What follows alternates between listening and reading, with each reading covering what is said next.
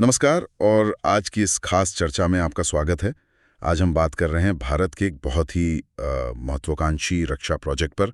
नाम है सुदर्शन चक्र। नमस्कार। हमारे पास एक YouTube वीडियो का ट्रांसक्रिप्ट है, काफ़ी डिटेल्ड है, जिसमें सिस्टम के बारे में बताया गया है कि भाई ये है क्या, भारत को ज़रूरत क्यों है इसकी, और अगर ये कामयाब होता है तो भारत की सुरक्षा रणनीति पर इसका क्या असर पड़ेगा। जी तो चलिए इसी जानकारी को आज खंगालते हैं, कोशिश करते हैं इस मुश्किल विषय के जो सबसे ज़रूरी पहलू हैं उन्हें समझने की। बिल्कुल। और ये देखना भी ज़रूरी है कि ये सिर्फ एक और हथियार नहीं है। जैसा कि स्रोत बताता है, ये भारत की जो आने वाले वक्त की रक्षा क्षमताएं हैं और उसकी जो स्ट्रेटेजिक सोच बदल रही है, उसका शायद एक बड़ा प्रतीक बन सकता है। तो हम स्रोत की जानकारी को ही देखेंगे, उसका विश्लेषण करेंगे। हाँ, तो सबसे पहले सबसे बुनियादी सवाल, ये सुदर्शन चक्र आखिर है क्या चीज़? स्रोत कह रहा है कि ये भारत का integrated air and missile defence system है। सुनने में तो बहुत भारी लगता है। हाँ, है भी भारी। आप इसे ऐसे समझिए जैसे एक बहुत मजबूत कई परतों वाला सुरक्षा कवच हो। कवच? हाँ, एक शील्ड जो न सिर्फ दुश्मन के फाइटर जेट या ड्रोन को रोके, बल्कि क्रूज मिसाइल, बैलिस्टिक मिसाइल और यहाँ तक कि जो भविष्य के खतरे हैं जैसे हाइपरसोनिक ग्लाइड व्हीकल, उनको भी रोक सके। अच्छा, हाइपरसोनिक भी? हाँ। और आपने कहा इंटीग्रेटेड, ये शब्द यहाँ जरूरी लगता है। इसका क्या मतलब हुआ? जी, इंटीग्रेटेड का मतलब है कि ये कोई अकेली मशीन या मिसाइल नहीं होगी। ये एक पूरा नेटवर्क होगा। इसमें हवा से लॉन्च होने वाली मिसाइलें होंगी, मतलब फाइटर जेट से, और जमीन पर लगे रडार मिसाइल लॉन्चर्स। मतलब जमीन और हवा दोनों? हाँ, दोनों तरह के सिस्टम एक साथ मिलके काम करेंगे, बिल्कुल सिंक में, जैसे एक ही दिमाग से चल रहे हों। सारी जानकारी शेयर होगी, फैसले जल्दी होंगे। शायद यही इसकी सबसे बड़ी ताकत होगी। और स्रोत ने इसकी 3 परतों का जिक्र किया है, वो क्या है, जरा खोल के बताइए। हाँ, ये एक 3 लेयर शील्ड है। ओके। पहली है बाहरी परत। इसे आप कह सकती हैं कि ये सिस्टम की आंखें और कान है। आंखें और कान? हाँ, इसमें स्पेस में हमारी सैटेलाइट्स होंगी जो अर्ली वार्निंग देंगी, और जमीन पर बहुत लंबी दूरी वाले रडार होंगे। इनका काम है हजारों किलोमीटर दूर से ही खतरे को भांप लेना। अच्छा। ताकि हमें वक्त मिल जाए। बिल्कुल। जितनी जल्दी पता चलेगा उतना ज्यादा वक्त मिलेगा तैयारी करने का। फिर आती है मध्य परत, मिड लेयर। हाँ, यहाँ असली एक्शन होगा। इसमें लंबी दूरी की इंटरसेप्टर मिसाइलें होंगी। ये मिसाइलें जैसे बैलिस्टिक मिसाइल या हाइपरसोनिक खतरे, इनको वायुमंडल में घुसने से पहले ही, मतलब स्पेस में ही, मार गिराने की कोशिश करेंगी। क्रूज मिसाइलों को भी यहीं रोका जाएगा। स्पेस में ही? वाह जी। और फिर है तीसरी, आंतरिक परत, इनर लेयर। हाँ, अगर कोई खतरा, मान लीजिए कोई ड्रोन या नीची उड़ान भरने वाला जहाज, इन दोनों परतों को पार कर जाता है, तो ये आखिरी डिफेंस लाइन है। इसमें मीडियम और शॉर्ट रेंज की मिसाइलें होंगी जो बहुत तेजी से रिएक्ट करेंगी। और जो बात इसे और भी फ्यूचरिस्टिक बनाती है, वो है क्लोज रेंज लेजर हथियार और एंटी ड्रोन गन्स का इस्तेमाल। लेजर हथियार? सच में? हाँ, स्रोत यही बताता है, ये नजदीकी खतरों, खासकर जैसे आजकल ड्रोन झुंड में आते हैं, उनके खिलाफ बहुत असरदार हो सकते हैं। ये तो कमाल है। और स्रोत ये भी कह रहा है कि ये पूरा सिस्टम AI एनेबल्ड होगा। इसका क्या मतलब हुआ प्रैक्टिकली? AI यानी आर्टिफिशियल इंटेलिजेंस। ये इसे जो पारंपरिक डिफेंस सिस्टम्स है उनसे बहुत आगे ले जाता है। अब सोचिए, एक साथ कई तरफ से सैकड़ों खतरे आ रहे हैं, उनमें मिसाइल, ड्रोन, फाइटर जेट। हाँ, ये तो संभालना मुश्किल होगा। बिल्कुल। इंसान के लिए इतने सारे टारगेट्स का एनालिसिस करना, फिर ये तय करना कि पहले किसे मारें, कौन सा हथियार इस्तेमाल करें, ये सब सेकंडों में करना नामुमकिन सा है। यहीं AI काम आएगा। कैसे?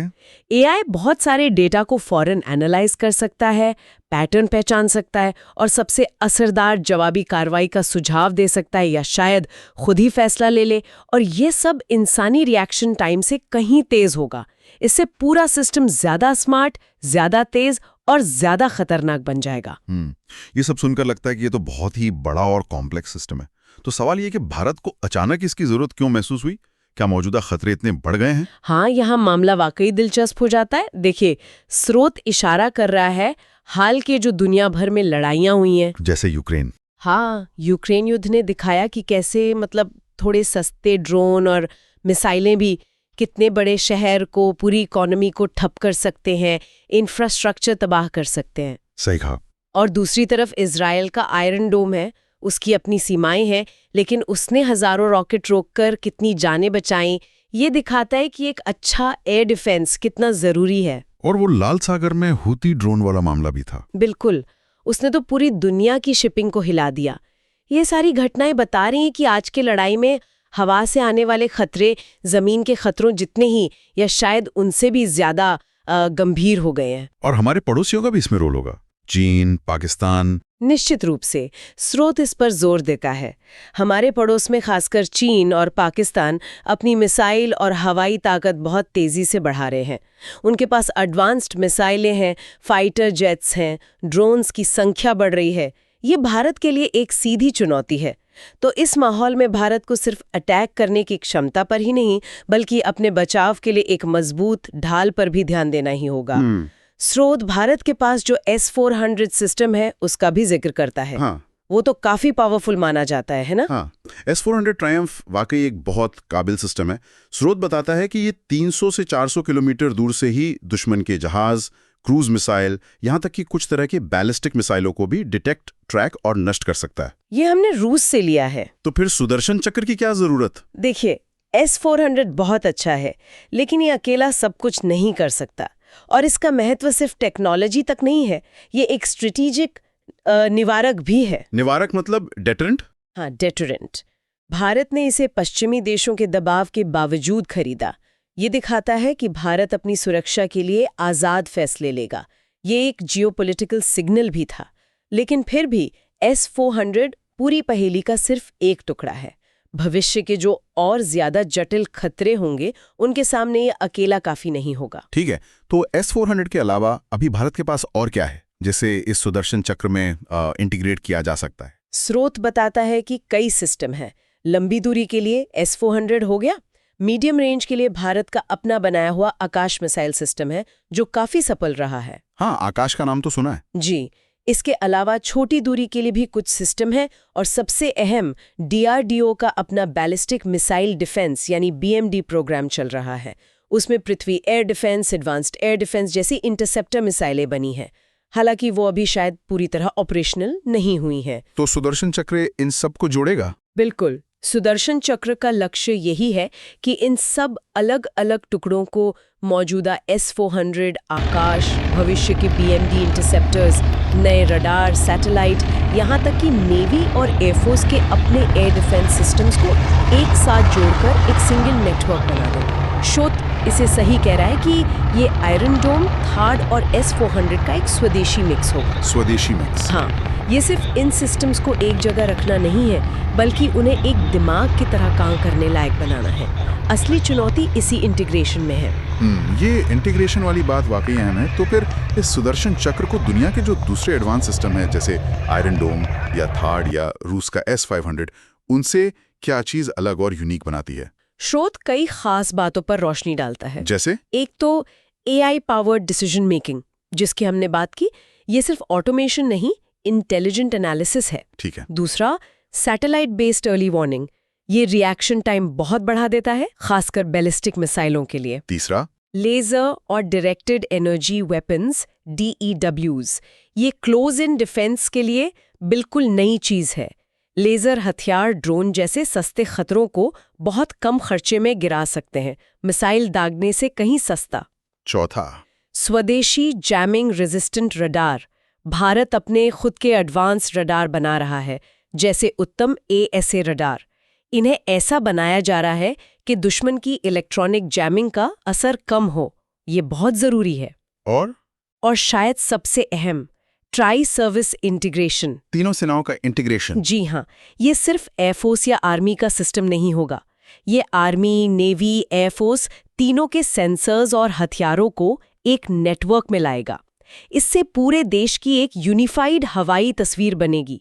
नेवी के जहाज का रडार जमीन पर लगी मिसाइल बैटरी को जानकारी दे सकेगा। एयरफोर्स के प्लेन्स भी इससे जुड़ेंगे। ये कमाल का कोऑर्डिनेशन होगा। ट्राई सर्विस इंटीग्रेशन, ये सुनने में बहुत दमदार लगता है। तो इस सिस्टम का मेन काम क्या होगा? किन चीजों को बचाएगा ये कवच? सेंसिटिव जगह हैं, यानी हाई वैल्यू एसेट्स, उनको बचाना। जैसे हमारे बड़े शहर दिल्ली, मुंबई, चेन्नई, कोलकाता, जो इकोनॉमी और आबादी के सेंटर हैं। और इसके अलावा हमारे स्ट्रेटेजिक कमांड सेंटर, न्यूक्लियर हथियार रखने की जगह, मिसाइल बेस, बड़े एयरफोर्स स्टेशंस जहां फाइटर जेट रहते हैं, नेवी के ज़रूरी बंदरगाह और पावर प्लांट या रिफाइनरी जैसे ज़रूरी इंफ्रास्ट्रक्चर, इन पर हमला देश को बहुत नुकसान पहुंचा सकता है, तो इनकी सुरक्षा सबसे पहले। और स्रोत ये भी इशारा करता है कि ये सिर्फ फिक्स्ड जगहों के लिए नहीं होगा, बाद में शायद इसके मोबाइल वर्जन भी बने। मोबाइल मतलब ये मूव कर सकेगा? हाँ, ये मोबाइल यूनिट्स युद्ध के मैदान में हमारी आगे बढ़ती हुई फौजों को, जैसे टैंक रेजिमेंट या इन्फेंट्री डिवीजन को, दुश्मन के हवाई हमलों से बचा सकेंगी। इससे हमारी आर्मी को अटैक करते वक्त एयर कवर मिलेगा। अच्छा, ठीक है। तो हमें पता है ये क्या है, क्यों जरूरी है और क्या करेगा, पर ये काम कैसे करेगा? स्रोत इसके ऑपरेशन के बारे में क्या बताता है? मान लीजिए कोई मिसाइल भारत की तरफ आ रही है, तो क्या होगा? स्रोत एक पूरी प्रक्रिया बताता है, जिसे अक्सर किल चेन कहते हैं। मतलब खतरे का पता लगाने से लेकर उसे खत्म करने तक की पूरी कड़ी। ये कुछ ऐसे काम करेगा। ओके। पहला स्टेप, डिटेक्ट यानी पहचान। जैसे ही दुश्मन की मिसाइल या जहाज लॉन्च हुआ या हमारे एयर स्पेस के पास आया, बाहरी परत के सैटेलाइट और लंबी दूरी के रडार उसे फौरन पकड़ लेंगे। ठीक। दूसरा स्टेप, सेंड इनपुट या ट्रैक। खतरे का पता लगते ही उसकी स्पीड, दिशा, ऊंचाई, वो किस तरह का खतरा है, ये सारी जानकारी रियल टाइम में कमांड और कंट्रोल सेंटर को भेजी जाएगी। सिस्टम उसे लगातार ट्रैक करता रहेगा, एनालाइज करेगा। वो तय करेगा कि खतरा कितना सीरियस है, हमारी कौन सी जगह निशाने पर है और इससे निपटने के लिए बेस्ट हथियार कौन सा है, लंबी दूरी की मिसाइल, छोटी दूरी की या लेजर। फिर सही डिफेंस सिस्टम को एक्टिवेट कर दिया जाएगा। चौथा स्टेप, लॉन्च या इंगेज यानी प्रक्षेपण। कमांड मिलते ही चुनी हुई मिसाइल या लेजर बीम खतरे की तरफ लॉन्च हो जाएगी। एक खतरे पर एक से ज्यादा इंटरसेप्टर भी दागे जा सकते हैं ताकि कामयाबी पक्की हो। और आखिरी पांचवा स्टेप, न्यूट्रलाइज या किल यानी निष्प्रभावीकरण। इंटरसेप्टर मिसाइल जाकर आने वाले खतरे से टकराएगी और उसे हवा में ही नष्ट कर देगी या लेजर बीम उसे बेकार कर देगी। मकसद ये है कि खतरा जमीन तक पहुंचने से पहले ही खत्म हो जाए। पूरी किल चेन। जी, और लक्ष्य ये है कि ये पूरी चेन एकदम सीमलेस हो, मतलब बिना किसी रुकावट, बिना किसी देरी के। सेंसर, शूटर और डिसीजन मेकर्स सब एक साथ एक ताल में काम करे, बहुत तेजी से। और अगर ये सब ठीक वैसे ही काम करता है जैसा स्रोत बता रहा है, तो फाइनल नतीजा क्या होगा? भारत को क्या मिलेगा इससे? स्रोत के शब्दों में, सुदर्शन चक्र भारत की उस क्षमता को मजबूत करेगा कि वो दुश्मन के पहले हमले को झेल सके और फिर तगड़ा जवाब दे सके। ये भारत को ये कॉन्फिडेंस देगा कि वो गहराई तक जाकर सटीक हमला कर सकता है, क्योंकि उसे पता होगा कि उसके अपने ज़रूरी ठिकाने महफूज हैं। और सबसे बड़ी बात, ये हर वक्त पूरी सिचुएशनल अवेयरनेस बनाए रखने में मदद करेगा। मतलब हमें हर पल पता होगा कि हमारे आसमान में क्या चल रहा है। हाँ, ये तो है। बिल्कुल, ये सिर्फ डिफेंसिव सिस्टम नहीं है, ये ऑफेंसिव कैपेबिलिटी को भी सपोर्ट करता है। अगर आपको पता है कि आपका घर सेफ है, तभी तो आप बाहर जाकर लड़ने का जोखिम उठाएंगे ना। सही बात। आखिरकार, जैसा स्रोत इशारा करता है, ये पूरी तरह से एक स्वदेशी स्ट्रेटेजिक डेटरेंट बनाने की तरफ एक बड़ा कदम है। ऐसा डेटरेंट जो किसी भी दुश्मन को हमला करने से पहले कई बार सोचने पर मजबूर कर दे। ये आत्मनिर्भर भारत का डिफेंस में एक बड़ा सिंबल बन सकता है। दुनिया में दूसरे देशों के पास भी तो ऐसी एडवांस्ड एयर डिफेंस सिस्टम्स हैं। स्रोत ने इजराइल के आयरन डोम, अमेरिका के थार्ड, पैट्रियट और रूस के S-400, S-500 का नाम लिया गया। सुदर्शन चक्र इनके मुकाबले कहाँ होगा? हाँ, ये सब बहुत काबिल सिस्टम्स हैं, पर हर एक को किसी खास तरह के खतरे या रोल के लिए बनाया गया है। जैसे आयरन डोम कम दूरी के रॉकेट के लिए बेस्ट है, थार्ड बहुत ऊंचाई पर बैलिस्टिक मिसाइलों के लिए है, S-400, S-500 लंबी दूरी का एयर डिफेंस देते हैं। तो सुदर्शन चक्र? स्रोत बताता है कि सुदर्शन चक्र की खूबी ये है कि इसे इन अलग-अलग टेक्नोलॉजी का मिक्स करके बनाया जा रहा है, और इसे खास तौर पर भारत के यूनिक भूगोल, हमारी लंबी सीमाएं, समुद्र तट और हमारे मल्टी फ्रंट थ्रेट माहौल के लिए डिजाइन किया जा रहा है। मतलब एक ही वक्त में 2 या ज्यादा मोर्चों से खतरे की आशंका। अच्छा। तो ये किसी एक सिस्टम की नकल नहीं है, बल्कि भारत की अपनी ज़रूरत के हिसाब से बनाया गया एक कॉम्प्रहेंसिव सॉल्यूशन है। तो हाँ, इसे भारत का आयरन डोम कह सकते हैं, पर ये उससे कहीं ज़्यादा बड़ा, ज़्यादा कॉम्प्लेक्स और ज़्यादा बड़े दायरे वाला होगा। ये सब सुनने में तो बहुत ही प्रभावशाली लगता है, जैसे कोई साइंस फिक्शन फिल्म की बात हो रही हो। लेकिन क्या ये सब इतना आसान होगा? यकीनन इसमें बहुत बड़ी चुनौतियां भी होंगी। हाँ, स्रोत इस बारे में साफ बताता है और हमें प्रैक्टिकल रहना होगा। ये भारत के लिए शायद अब तक के सबसे मुश्किल और सबसे बड़े डिफेंस प्रोजेक्ट्स में से एक होगा। चुनौतियां कई लेवल पर हैं। जैसे? एक तो है टेक्निकल चुनौती। खास तौर पर जो स्वदेशी टेक्नोलॉजी है, उन्हें पूरी तरह मैच्योर करना होगा। एडवांस्ड इंटरसेप्शन मिसाइलें, हाइपरसोनिक खतरों से निपटने की क्षमता और सबसे बढ़कर लेज़र और DEWs, ये टेक्नोलॉजी अभी दुनिया भर में डेवलप हो रही हैं। इन्हें भरोसेमंद और असरदार बनाना बहुत बड़ी इंजीनियरिंग चुनौती है। और दूसरी है इंटरवेंशन की कॉम्प्लेक्सिटी। अलग अलग कंपनियों से आए अलग अलग system, radar, missile, sensor, command centre, इन सब को एक साथ जोड़कर बिना किसी गड़बड़ी के काम करवाना, ये बहुत बड़ा सॉफ्टवेयर और सिस्टम इंटीग्रेशन चैलेंज है। जरा सी चूक या देरी भारी पड़ सकती है। तीसरी चुनौती? पैसा यानी वित्तीय लागत। स्रोत का अंदाजा है कि इस पूरे प्रोजेक्ट का खर्चा खरबों रुपए यानी बिलियंस ऑफ डॉलर्स में हो सकता है। ये बहुत बड़ा फाइनेंशियल कमिटमेंट होगा। इसका असर डिफेंस बजट के दूसरे हिस्सों पर भी पड़ सकता है। क्या भारत इतने लंबे समय तक इतना पैसा लगा पाएगा? और वक्त? हाँ, समय सीमा। इतने कॉम्प्लेक्स सिस्टम को बनाने, टेस्ट करने और फिर पूरे देश में तैनात करने में कई साल, शायद एक दशक या उससे भी ज़्यादा लग सकता है। और टेक्नोलॉजी बहुत तेज़ी से बदल रही है। क्या तब तक ये सिस्टम रेलेवेंट रहेगा जब तक ये पूरी तरह तैयार होगा? ये भी एक बड़ा सवाल है। ये वाकई गंभीर चुनौतियां हैं, टेक्नोलॉजी, पैसा और वक्त। तो इन सब बातों को देखते हुए अगर भारत इन चुनौतियों को पार कर लेता है और सुदर्शन चक्र को कामयाबी से बना लेता है, तैनात कर लेता है, तो इसका असली महत्व क्या होगा? मतलब what does it all mean? अगर ये प्रोजेक्ट कामयाब होता है तो इसका महत्व सिर्फ मिलिट्री नहीं बल्कि साइकोलॉजिकल भी होगा। स्रोत इसे अभेद्य आकाश का स्ट्रेटेजिक कॉन्फिडेंस कहता है। हो सकता है ये थोड़ी बढ़ाई हुई बात हो, पर ये उस फीलिंग को दिखाता है कि भारत अपने आसमान की हिफाजत करने में सक्षम है। ये नेशनल प्राइड और आत्मनिर्भरता की भावना को भी बहुत बढ़ाएगा। और स्ट्रैटेजिकली? और स्ट्रैटेजिक नज़रिए से देखें तो ड्रोन झुंड और हाइपरसोनिक मिसाइलों के इस नए दौर में जहां हमले के तरीके बदल रहे हैं, सुदर्शन चक्र जैसा सिस्टम भारत के भविष्य को सुरक्षित करने के लिए शायद ज़रूरी हो गया है। ये सिर्फ आज के खतरों का जवाब नहीं, बल्कि कल के खतरों की तैयारी भी है।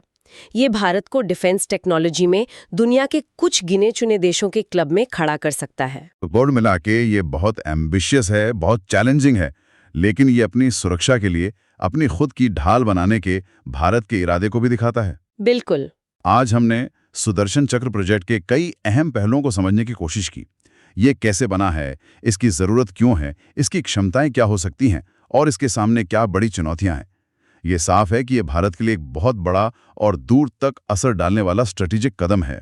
जी हाँ, बिल्कुल। स्रोत हमें टेक्निकल और स्ट्रैटेजिक डिटेल्स का एक अच्छा खाका तो देता है, लेकिन ये सारी जानकारी देखने के बाद एक सवाल जो मन में आता है और जिसका जवाब शायद स्रोत सीधे तौर पर नहीं देता, वो ये है कि इस प्रोजेक्ट को बनाने और तैनात करने में जो इतना लंबा वक्त लगेगा, शायद दशकों लग जाएं, और जो भारी लागत आएगी, उस बीच के दौर में, मतलब जब तक ये पूरी तरह तैयार नहीं हो जाता, तब तक रीजनल पावर बैलेंस पर इसका क्या असर होगा? क्या तब तक भारत की डिफेंसिव पोस्चर में कोई कमी महसूस की जाएगी, या जो मौजूदा सिस्टम है वो काफी होंगे? ये एक ऐसा सवाल है जिसका जवाब शायद वक्त ही देगा। ये वाकई एक सोचने वाली बात है, एक अहम सवाल है। इस जानकारी और विश्लेषण के साथ सुनने वाले अब इस विषय पर अपनी समझ और बना सकते हैं। हमारी आज की ये चर्चा यहीं समाप्त होती है। धन्यवाद। धन्यवाद।